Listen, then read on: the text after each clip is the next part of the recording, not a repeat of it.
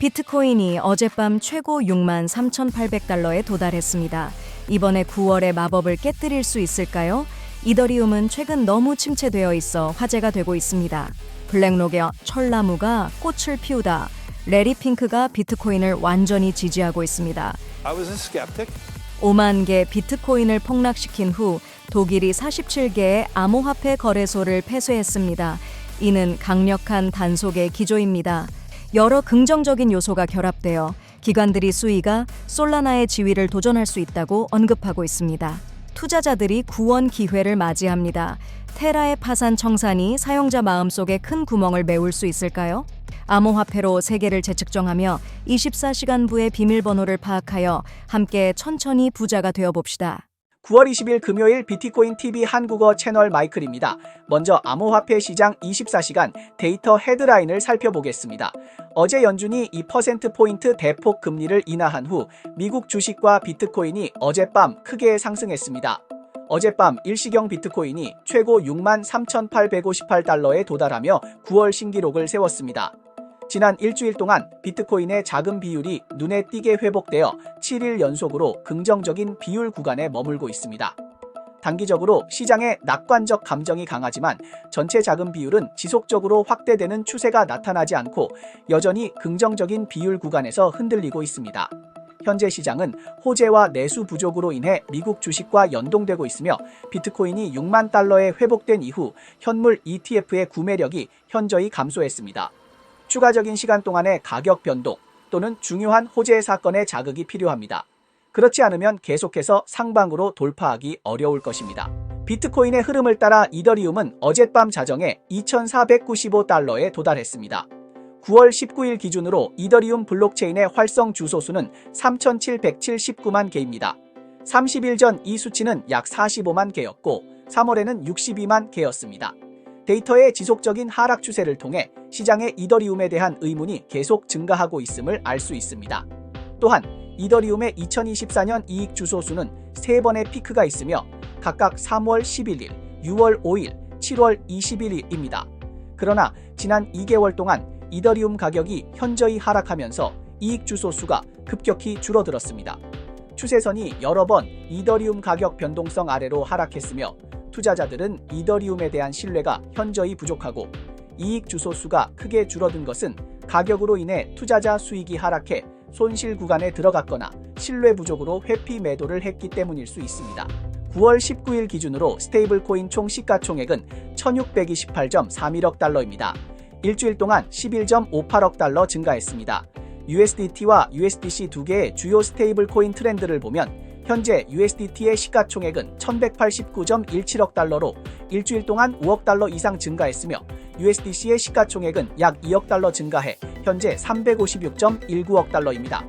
또한 지난 일주일 동안 USDT의 자금 순유입은 5.35억 달러, USDC는 2.09억 달러 유입되었습니다. 전체적으로 두 개의 주요 스테이블 코인의 자금 유입 데이터가 긍정적이며 세계 시장이나 미국 시장 모두 자금 회수 현상이 나타났습니다. 따라서 비트코인은 지난 일주일 동안의 흐름이 상당히 좋습니다. 좋아요와 팔로우 부탁드립니다. 24시간 내에 암호화폐, 블록체인, 마이닝 관련 가장 최신 뉴스를 정리해드리겠습니다. 블랙록은 세계 최대의 자산 관리 회사 중 하나로서 비트코인 및 기타 암호 자산에 대한 태도가 점점 더 긍정적으로 변하고 있습니다. 연초에 비트코인 현물 ETF를 추진하기 위한 적극적인 신청에서부터 비트코인 현물 ETF의 시장 점유율을 차지하는 주도적인 위치에 이르기까지 블랙록의 암호화폐 시장에 대한 인식은 자명합니다. 비트코인은 위험 자산인가, 안전 자산인가? 이는 사용자가 비트코인에 처음 투자할 때 가장 자주 묻는 질문 중 하나입니다.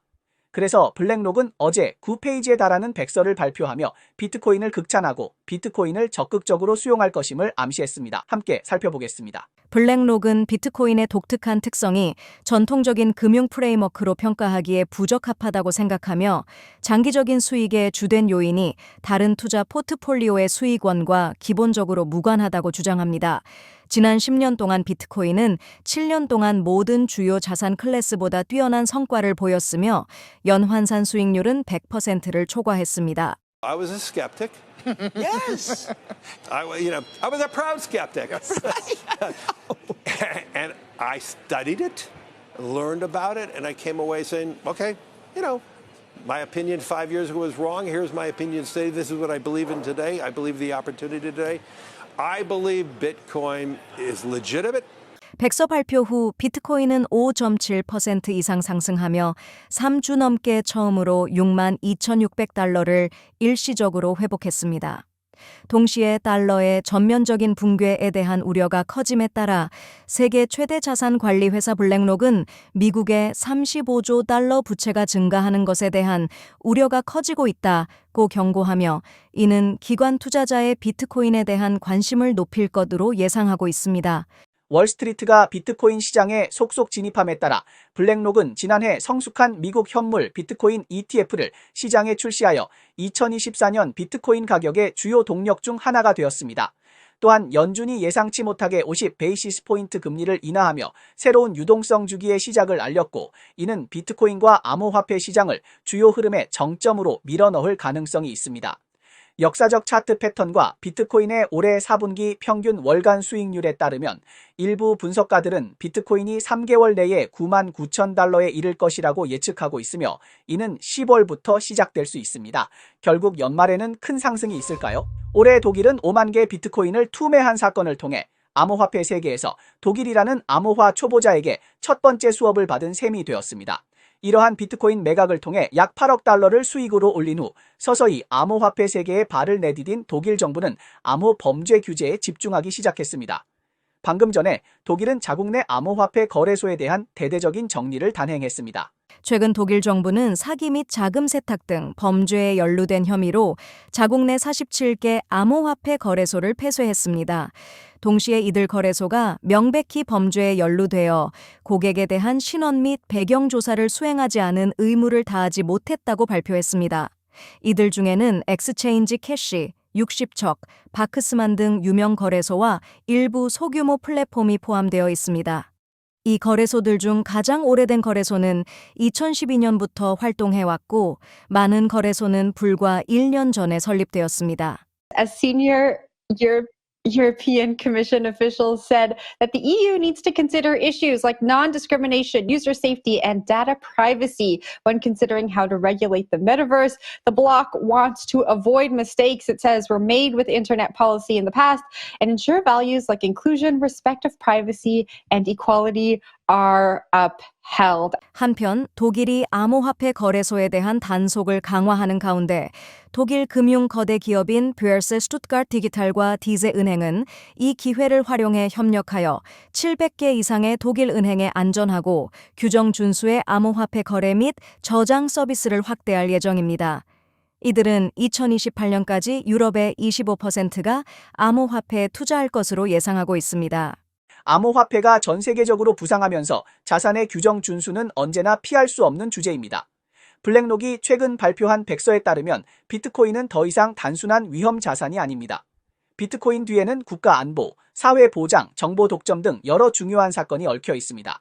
외부자였던 독일은 첫 단계로 비트코인을 매각해 이익을 챙겼고 두 번째 단계는 자산의 안전성 확보에 힘쓰고 있으며 세 번째 단계는 미국처럼 자신의 암호 금고를 도입할 가능성이 있습니다. 중국은 암호화폐에 대한 엄격한 규제로 유명하며 지갑 주소를 공개하지 않았지만 이미 여러 전략을 구상하고 있다는 것을 모두 알고 있습니다. 최근 몇 년 동안 중국은 암호화폐 범죄를 강력히 단속하고 있으며 국제적으로 암호화폐의 규정 준수 및 자산화가 진행되고 있는 만큼 중국이 암호화폐를 개방할 날이 머지않았다고 생각합니다.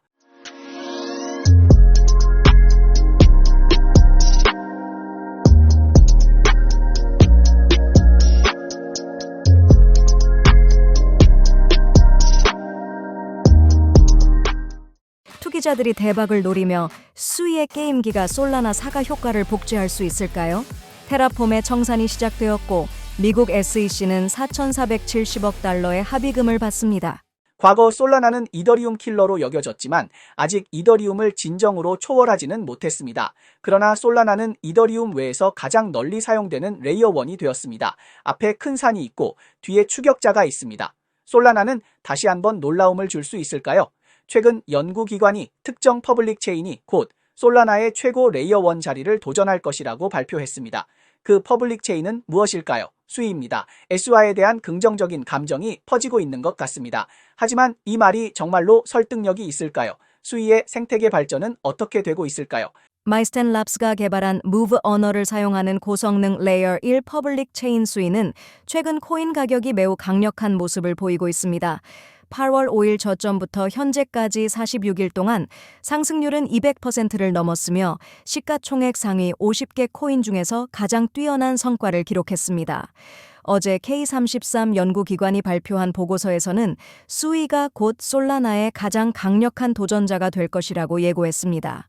In comparing chains, Sui for sure, Miston Labs is the best team in all of blockchain for building L1s. I will be unequivocal about that, right? Like, in my mind, the professionalism that exists across that team is unmatched. 코인게코의 데이터에 따르면 솔라나의 최고 실제 TPS는 3,000에 가까운 반면 수이의 최고 TPS는 2023년 7월에 854에 도달했습니다.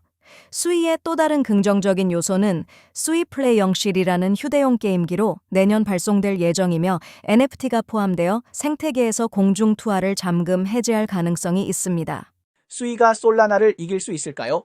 현재 수이의 토큰 공급 총량 중 27%만이 유통되고 있으며 미래의 토큰이 잠금 해제되면 현재 투자자들은 대규모 매도 위험에 직면할 수 있습니다. 반면 솔라나의 토큰 총 공급량 중 80%는 현재 시장에서 유통되고 있습니다. 하지만 수이는 확실히 가격 상승을 뒷받침할 긍정적인 요소가 많습니다.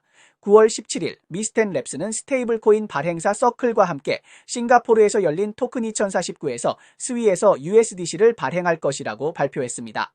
또한 그레이스케일은 8월에 스위 신탁 기금을 발행하였고 이러한 여러 호재가 스위의 발전에 힘을 주고 있습니다.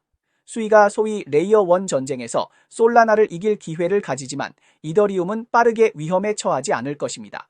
시장이 여전히 다른 레이어 1을 이더리움 킬러로 보고 있지만 이더리움 현물 ETF가 미국에 상장된 이후로 이더리움은 다른 알트코인들과 비교할 수 없는 위치에 있습니다. 2022년을 돌아보면 암호화폐 시장이 번창하던 중 테라의 중대한 타격을 받았습니다. 드라마틱한 붕괴는 마치 갑작스러운 폭풍처럼 산업 전체를 휩쓸며 암호화폐 시장 가치를 4,500억 달러 이상 증발시켰습니다. 테라의 몰락은 고립된 사건이 아니며 이후 2022년의 전면적인 붕괴부터 2023년 미국 SEC의 엄격한 소송에 직면하고 2024년에는 파산 절차에 들어가게 됩니다. 각 단계는 시장의 신경을 자극하며 암호화 분야의 규제 강화가 불가피하다는 것을 드러냅니다. 이러한 연쇄 반응 속에서 많은 사용자들은 당신은 퇴장했지만 우리의 손실은 어떻게 해야 하나? 라는 아픈 질문을 던지지 않을 수 없었습니다. 그러나 어제 로이터 통신이 전한 소식은 이 암울한 상황에 한 줄기 희망을 가져다 주었습니다. 22 months since first going on the run and 11 months on from his arrest, a Montenegro court ruled that crypto entrepreneur and Terraform's Live co-founder Do Kwon should be extradited to the United States. According to a report by the Wall Street Journal on Wednesday, the Pocaricha High Court ruled that Kwon is to be extradited to the U.S., where he has been indicted on charges of crimes committed in the field of financial operations. 로이터의 최신 보도에 따르면 테라폼 랩스는 미국 델라웨어주 파산 법원에서 중요한 진전을 이루었고 브랜든 샤넌 판사는 회사의 운영 종료를 위한 파산 절차를 공식 승인했습니다. 현재 테라폼 랩스는 미국 증권거래위원회 SEC와 447억 달러 규모의 역사적인 합의에 도달했습니다. 합의 조건에 따르면 SEC는 테라폼이 복잡한 파산 청산 과정을 완료하고 암호화폐 투자자들의 손실 청구를 효과적으로 처리한 후에야 보상을 받을 수 있습니다. 9월 19일에 파산 청문회에서 테라폼 랩스는 전체 청산 전략의 일환으로 암호화폐 보유자 및 기타 이해관계자에게 10억 8,500만 달러에서 4억 4,200만 달러 사이의 금액을 지급할 수 있을 것으로 예상한다고 밝혔습니다. 하지만 과연 투자자에게 충분한 자금을 보상할 수 있을지, 이후 SAC에 대한 보상금이 남을지 여부는 불확실합니다. SEC가 이 과정에서 얼마나 이익을 얻을 수 있을지는 알 수 없지만 확실한 것은 거대한 테라가 드디어 막을 내렸다는 것입니다. 테라폼은 2022년 첫 번째로 문을 닫은 대형 암호화폐 플랫폼 중 하나로 그 원인은 알고리즘 기반 스테이블코인 UST의 불안정성과 창립자의 블록체인 관련 주장 때문이었습니다. 이는 첫 번째 도미노 조각이었으며 이후 블록파이, FTX, 셀시우스와 같은 많은 다른 암호화폐 회사들이 같은 해에 파산 신청을 했습니다. 파산 청산 제도는 당시 큰 손실을 입은 투자자들에게 어느 정도 손실을 회복할 수 있는 기회를 제공할 수 있습니다. Farsight Investors의 모니터링에 따르면 미국 현물 비트코인 ETF와 현물 이더리움 ETF의 어제 데이터에서 현물 비트코인 ETF는 BTC가 950만 달러 순유출되었고 GBTC는 자금 유입 또는 유출이 없었습니다. 현물 이더리움 ITAE와 ETH도 자금 유입 또는 유출이 없었습니다. 미국 대통령 바이든은 인플레이션과의 전쟁이 아직 끝나지 않았다고 밝혔습니다. 대출 비용을 낮추는 것이 경제 성장에 도움이 될 것이라고 언급했습니다. 금리는 추가로 하락할 것으로 예상됩니다. 연준의 금리 인하는 경제와 회복이 새로운 단계에 접어들었음을 나타냅니다. 그는 연준의 독립성을 존중하며 백악관에 입성한 이후 연준 의장 파웰과 대화한 적이 없다고 말했습니다. 비트코인 전체 체인 대출 프로토콜 빌랜드는 최근 시드 라운드 자금 조달을 완료했다고 발표했습니다. 이번 자금 조달은 유명 투자자 마리오 나우팔과 IBC 그룹이 주도했으며 구체적인 금액과 가치는 공개되지 않았습니다. 모노크로미온 중앙 집중식 데이터 관리 및 실시간 협업 도구를 제공하는 공급업체 스펙 테크놀로지스를 인수했습니다. 이번 인수는 특히 암호화 투자 관리 기관의 운영을 간소화하는 기술에 대한 투자입니다. SEC는 미국 뉴욕 남부지방법원에 문서를 제출하여 연방 판사가 코인베이스에 대한 조사를 완료하기 위해 위원회의 요청을 4개월 연장하도록 승인해 줄 것을 요청했습니다. 규제기관은 원래 10월 18일에 문서를 제출할 것으로 예상했습니다. 내전 이상이 오늘 방송의 주요 내용입니다. 저희 채널은 주로 암호화폐, 블록체인 채굴 업계에 가치 있는 뉴스를 보도하고 있습니다. 뉴스 외에도 심도 있는 특집 보도를 제공하고 있습니다. 채널이 유익하다고 생각되시면 공유와 팔로우해주세요. 또한 회원이 되어 함께 성공의 자산을 늘려봅시다. 그럼 내일 또 만나요.